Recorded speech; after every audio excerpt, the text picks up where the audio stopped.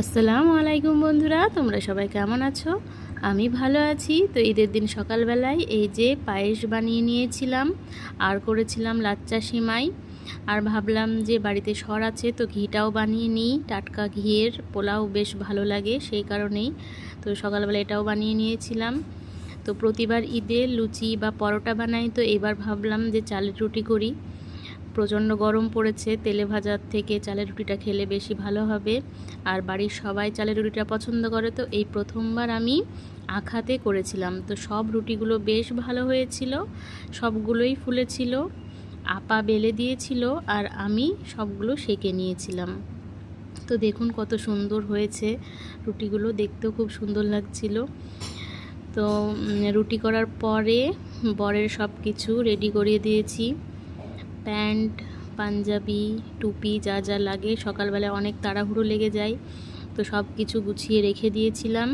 তারপরে একে একে সবাই বেরিয়ে গেল। তো প্রথমে শ্বশুরমশাই বেরিয়েছেন, উনি একটু তাড়াতাড়ি যান, যেহেতু বয়স্ক মানুষ তাড়াহুড়ো করে, আর আমার বরদের একটু দেরি হয়। তো তারপরে বর ভাইয়া ডাকাডাকি করছিল, তো সবাই চলে গেল। তো আমারও কাজ হয়ে গেছিলো সব। তো ভাবলাম ছাগলগুলোর কাছে একটু যাই। তো এই যে এদেরকে গা ধুয়ে দিয়েছে হলুদ মাখিয়ে, তো দেখে ভীষণ মায়া লাগে। আর মায়ার জিনিসই আমাদের কোরবানি দিতে হয়। তো এই যে আমাদের 3টে ছাগল ছিল, একটা শ্বশুর মশাই, একটা আমাদের, আর একটা আপাদের।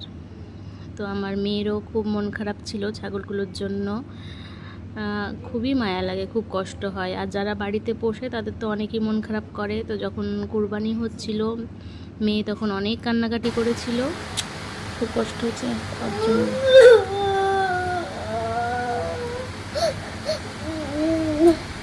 তার জন্য বেশি, সবার জন্যই।